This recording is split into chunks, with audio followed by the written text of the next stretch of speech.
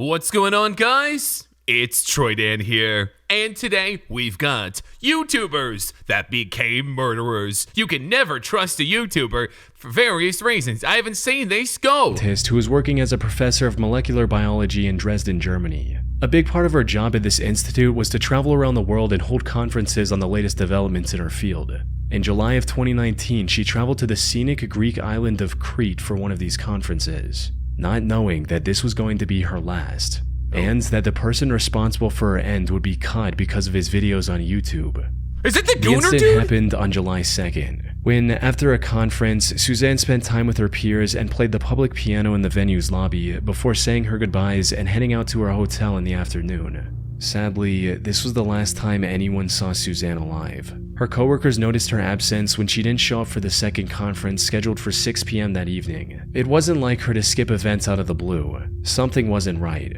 A fact that became increasingly clear when over 24 hours passed without anyone hearing from her. So, on July 3rd, her colleagues called the police to check on her, hoping she was simply sick or something similar. However, when officers arrived at her hotel room, no one answered the door. They acquired a spare key from the hotel management and went inside, only to find the room completely empty and undisturbed. All of Suzanne's belongings were also still in the room. The only things missing were her running shoes and a set of exercise clothes. Those who knew her immediately understood what this meant. You see, in addition to her academic prowess and piano expertise, Suzanne was also an athlete at heart. She was a double black belt in Taekwondo, and despite her age, loved going on a run every day. Knowing this helped investigators narrow down what might have happened to her. Put simply, she likely went on a run soon after returning to her hotel on July 2nd, and something went wrong after that. She wasn't super familiar with the area, and to make matters worse, the weather was uncomfortably hot that afternoon. Is this Afghanistan? There was a strong possibility she collapsed from the heat or something else along those lines. After putting this together, the Crete police immediately dispatched a search and rescue team in the area surrounding her hotel and around popular running trails. Her family even traveled to Crete and put a €50,000 reward for anyone who could help find 59. Suzanne. Unfortunately, Suzanne was nowhere to be found. Nice That shoe. is until 5 days later, on July 8th, when two young men were exploring one of the abandoned World War II Nazi bunkers scattered across Crete. Around 200 meters in, one of them noticed a piece of burlap covering something on the ground. They picked it up from one end to see what was underneath, and what they found was the aftermath of one of the most horrific crimes in Crete's recent history. The burlap was covering the bloody remains of Suzanne Eaton.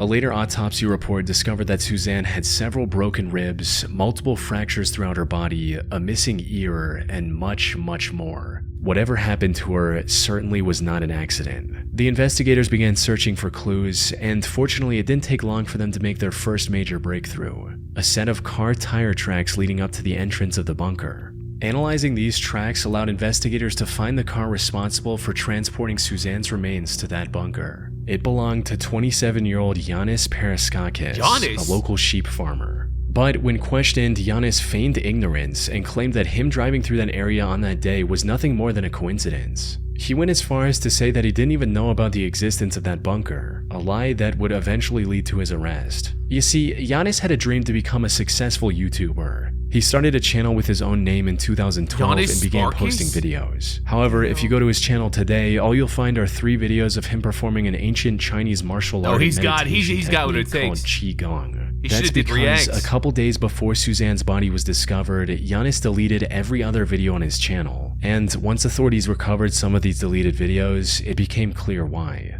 You see, most of these deleted videos involved Giannis exploring abandoned World War II bunkers, including the one where Suzanne's remains were discovered. This contradiction gave the authorities the go-ahead to formally arrest him on July 15.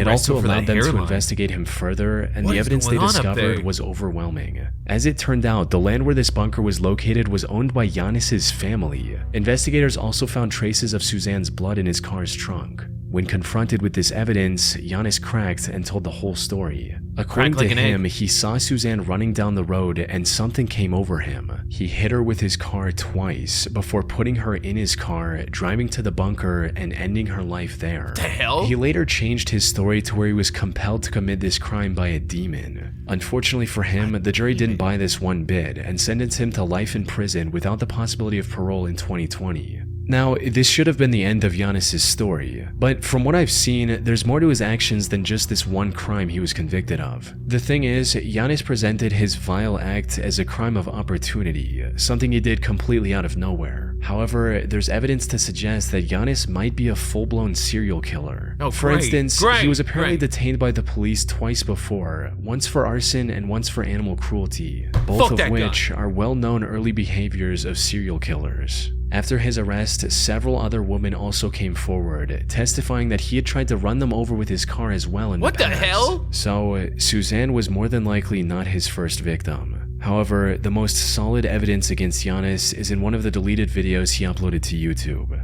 In it, we can see him showing some very human-looking bones scattered throughout the same bunker Suzanne was discovered in. Oh, great. These bones were never discovered by the authorities, suggesting they might have been removed by Giannis to hide evidence. But what makes this truly disturbing is what his friend says at one point in the same video.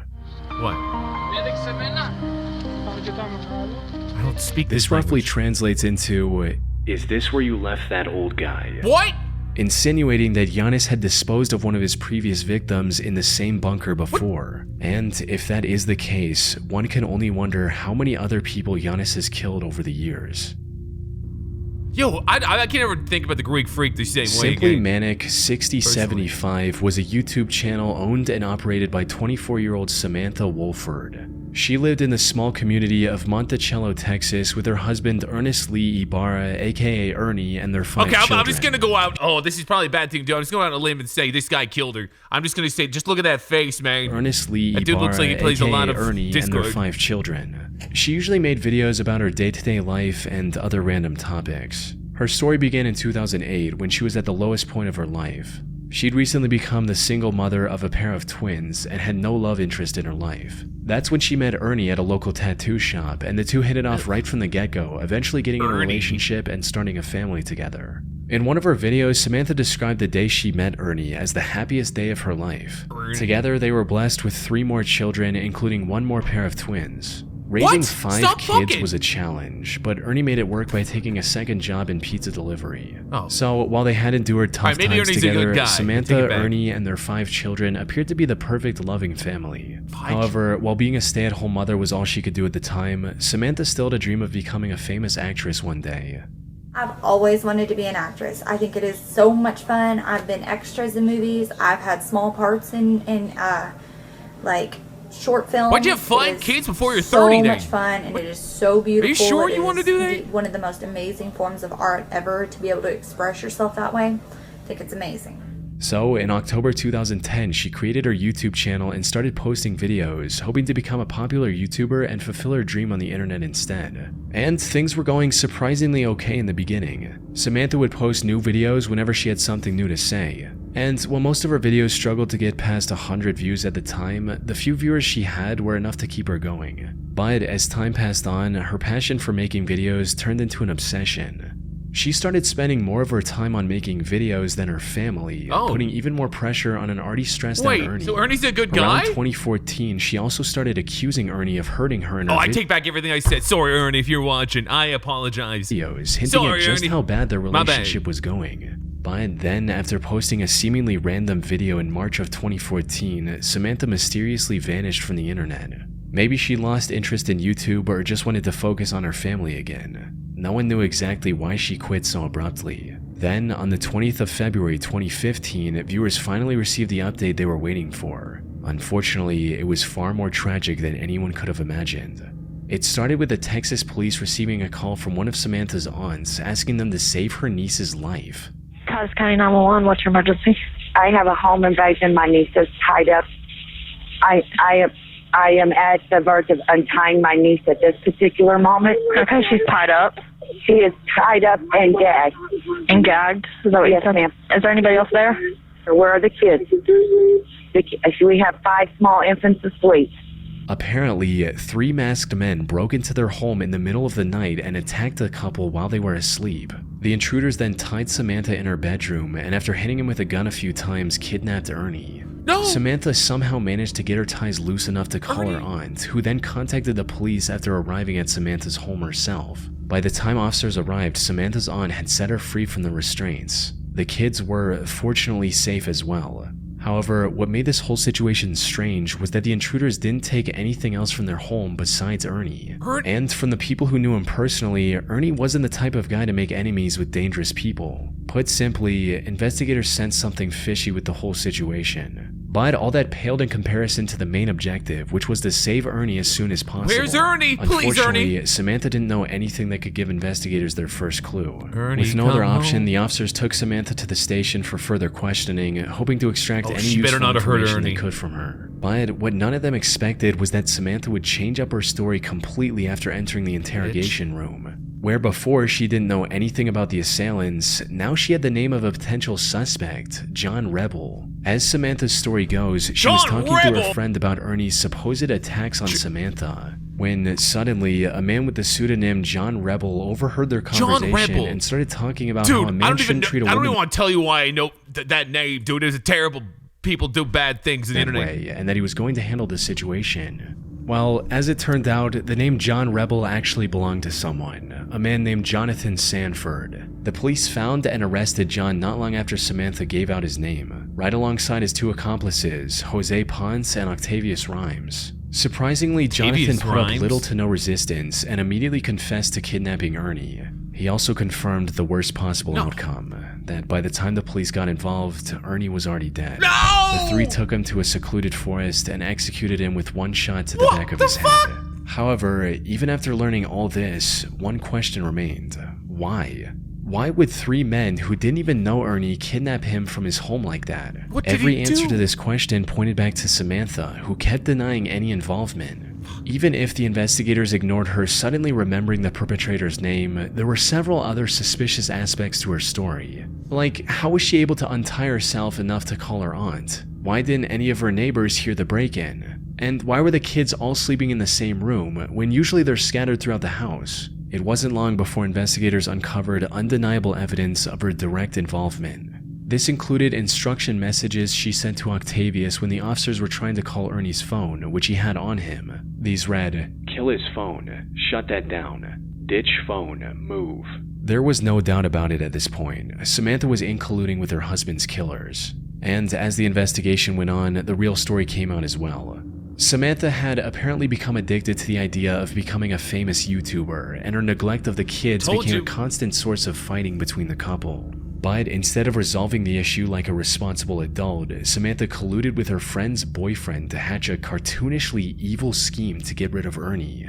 They first wanted to plant hard drugs in his car and get him arrested, but later made the heartless decision that taking his life would be much easier. There's also a chance that Samantha went with the murder plan because it would have brought her more attention on YouTube. Oh, She was eventually sentenced Jesus. to 149 years in prison for killing her own husband. Oh, what a leaving clout her whore. 5 children completely Dude, I hope orphaned she in the gets. process. I hope she gets the shit kicked out of every day of her life, every single day, even twice on Diana Friday. Lovejoy was a successful technical writer living in the town of Carlsbad, California with her husband Greg Mulvihill. However, while her corporate job paid the bills, Diana's true passion was becoming a triathlon athlete and documenting her journey on video, resulting in her eventually starting her own fitness blog called Lovejoy Fitness and a YouTube channel by the name of Heavy DJ. She started this channel all the way back in 2008 and over the years used it to document various parts of her life.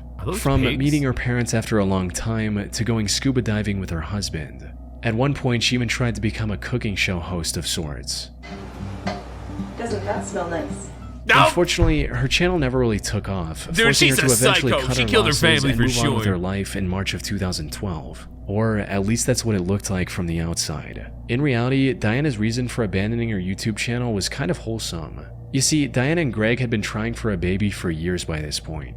Tragically, Diana had suffered 8 different miscarriages and was quickly losing hope. For the mamba. But then in September of 2012, the two were blessed with a perfectly healthy baby boy, marking an end to their struggle. Let's go. However, what should have been a moment of celebration started a downward spiral of lies and betrayals, eventually culminating in an assassination attempt. Oh, she looks like Things an started office going reject. downhill when just a few months after the birth of their son, Greg lost his job, leaving Diana as the sole breadwinner. The stress of the previous miscarriages, combined with the crushing weight of having to support a family in an extremely expensive city all on her own, spelled disaster for their marriage. It wasn't long before the two were constantly fighting with each other. Things escalated even further on July 9, 2014, when Greg returned home only to see a police officer waiting for him at the door. The officer explained that Greg wasn't allowed to enter his own home because, as it turned out, Diana had accused him of attacking both her and their son. Oh. What followed was a nearly 2-year-long divorce mediation, during which the investigators found no evidence supporting Diana's accusations, allowing Greg to get a 50-50 custody of their son. Diana was also ordered to pay $120,000 as a part of their divorce settlement in late 2015.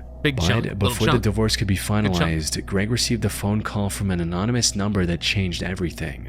The voice on the other end claimed to be a private investigator Diana had hired recently. And according to this investigator, he already had solid proof of the attack claims Diana had made against Greg. But for some unknown reason, he wanted to help Greg win the case, so he claimed to have left the documents taped to a power pole located on a small hiking trail near Greg's home. Greg naturally found this whole thing pretty suspicious and decided to take one of his friends with him to the pole on the night of September 4th, 2016.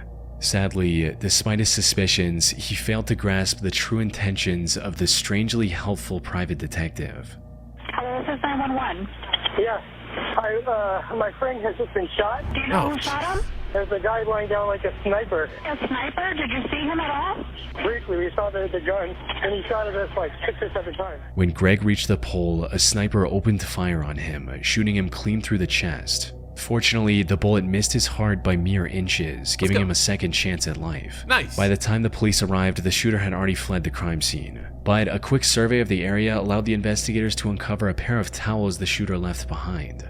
Running a DNA test on these towels led to a man named Weldon McDavid, Diana's shooting instructor. Weldon tried to deny any involvement at first, but the evidence against him was overwhelming, as after a thorough search, investigators were able to find another set of the same towels at Diana's place as well. They had also received CCTV footage of Diana buying the burner phone Weldon later used to lure Greg into the secluded area. What a Most whore. importantly, investigators also found the gun Weldon used on Greg, hidden in the rafters of his garage. By this point, it was clear that Rafters? Diana was the one who wanted These to get rid of rafters in his Greg, gar- likely to avoid paying the divorce settlement and keep full custody of Dude, her I son. hate this woman. I hate Diana her and so. Weldon were arrested for the attempted assassination on It's Greg like The Weeknd's Mulvihill and tried grandfather. for their crimes in November 2017. Oh, look, she's Both crying. were found Oh. guilty, with Diana sentenced to 26 years to life and Weldon to a Yeah, harsher bitch! 50 years to life. The only silver You love lining to in this see it. entire case is that Greg was able to make a full recovery go. and is now living with his son. Wait, so he didn't even die? That's a happy one. The Gunnar 87 channel on YouTube Gunnar seems Runar? oddly wholesome at first glance. It's owned by an Icelandic boy named Gunnar Sigthorsson and contains a single 3.5-minute video of him confessing his feelings to the girl he loves. Oh, the boy. title translates to English as My Confession to Hildur. Hildur? In it, he says Hildur? things She like, sounds not so Hún er án good. efa sko sérstaklega Hilda's a disgusting name. Ég verð svo ótrúlega glaður bara að vera nálægt henni. Oh, that's Það þarf ekki creepy. meira. Dude, this dude looks creepy as Og well. Þetta er ætlað því Oh, he's gooning. því að ég held sé He's gooning, I can tell you. I know. However, this seemingly heartfelt love letter turned out to be the key to solving one of the most horrific crimes in recent Icelandic history. Oh, he didn't kill him, and did he? it all led back to Gunnar and the troubled life he had as a child. You see, Gunnar didn't have a mother growing up, resulting in him getting extremely close with his father. However, on the night of September 20th, 1996, when Gunnar was just 9 years old, his father decided to end it all using a gun. What made this already messed up situation even worse was the fact that Gunnar was in the room with his father Jesus. and witnessed everything. Unsurprisingly, this took a heavy toll on Gunnar's mental health. He withdrew from the world and refused to accept his father's death as reality. Everything seemed hopeless for Gunnar. That is until primary school, when he met a girl named Hildur and instantly became infatuated with her. He'd admired her throughout school and into adulthood, but never found the courage to make a move, fearing he'd lose his only close friend. However, things changed in 2009 when Hildur got engaged to a man named Giannis. A man? This gave Gunnar Oh. the push to do something about his feelings. Oh, no, But Gunnar. given his shy personality, His he name still is couldn't confront Gunnar! Hildur directly. So, in March of 2009, he created a YouTube channel and uploaded his confession on there. Hildur never reciprocated his feelings, but the two remained friends. Even Giannis, Hilder's That's now awkward. husband, didn't seem to mind Gunnar's company. Yeah, that's weird. Something he That's likely freaking regretted weird. deeply just a year later. What a cock, right? It all went down on the 14th of August 2010. Hilder was invited to a party that Gunnar was attending as well. But things got a bit out of hand, and Hilder ended up drinking too much and passing out. Given their closeness, the task of getting her home safely was handed to Gunnar. No, but no! instead of dropping her off at You- Giannis' house dude, like he this is- should have, you're just Gunnar asking took for her it to at his this own point. home. By the time Hilder woke up, it was already morning. She was understandably furious with Gunnar and immediately called one of her friends to drive her home. But nothing could have prepared the Hilder hell? for the horrific scene she witnessed on the other side of her front People door. are weird. Her husband Giannis was lying on the top of the staircase near their bedroom, submerged in a pool of his own blood. She ran outside and called the authorities. Sadly, it was already too late. Oh. Giannis had received over 20 stab wounds on his body, from his arms and legs to the back of his neck, and was long dead by the time Hilder found him. Given his condition, his death was ruled a homicide, and investigators wasted no time in looking for the killer. And while they initially suspected one of his business I rivals— know who it is. I'm just gonna, I'm gonna put a sneaking suspicion. I think I know. I think it's Gunnar. The Gunnar. of committing this horrific crime, it didn't take long for investigators to find Gunnar's video confession to Hilder and bring him in for questioning. Gunnar denied knowing anything about it and was Yeah, eventually right. let go due to lack of evidence. Fortunately, not all hope was lost, because not long after that, investigators found a bloody shoe print next to Giannis' bed. Looking deeper into this print revealed that it belonged to a pair of limited edition Adidas shoes. At the time, there were only 18 of these specific shoes in all of Iceland, and Gunnar just so happened to own one of these pairs. Oh my God, This was dude, enough this evidence guy's to an detain him absolute once again. idiot. This also gave investigators the authority to do a thorough search of his belongings, resulting in them finding residue of Giannis' blood on his shoes, as well as in his car. Once presented with this evidence, Gunnar confessed to the murder. Yeah. He also revealed that he'd been planning it for months, and even shoplifted the items he intended to use to avoid purchase records linking back to him. And while he didn't admit to it, Hilder also suspected him of spiking her drink that night, since she usually never passed out like that. After committing the crime, he also drove to a nearby pier and dumped items used in the crime into the sea to get rid of any evidence. It was a well thought out plan, since he was only caught because the garbage bag he used to hide his shoe prints tore open as he walked. As for his motive, it was just as everyone had expected, with him making it clear during the investigation, stating, "I loved Hilder. She was supposed to be with me. She was not supposed to be with him." Ew. Surprisingly, he was found not guilty during his first trial on March 1, 2011 by reason of insanity stemming from his messed up childhood. However, the prosecution argued that he was fully aware of his actions and escalated the case to the Supreme Court of Iceland. Gunnar was found guilty on this second trial and thank was God. sentenced to 16 years in prison. That's This was it? already lenient given the brutality of his crime, yet he ended up serving only half of that sentence as well. Yo, he what? was released under supervision in July 2019. No way. And now works at a local warehouse. Someone got to get that guy. Yo, someone. I'll give you 3 Ethereum. No, I won't. Why did I say it? YouTubers that became murderers, dude. What the hell? What the hell on some of these? These people are crazy. That dude was crazy. Gunnar out there. He got 16 years. He got out at 8, and now he's allowed to work at some place. That's more insane than anything. That arguably more insane than anything I've seen. YouTubers that became murderers. Guys, what do you think? And if you got a video like me to watch or react to, post in my Discord. Thank you for watching, and kids, stay away from people like Gunnar.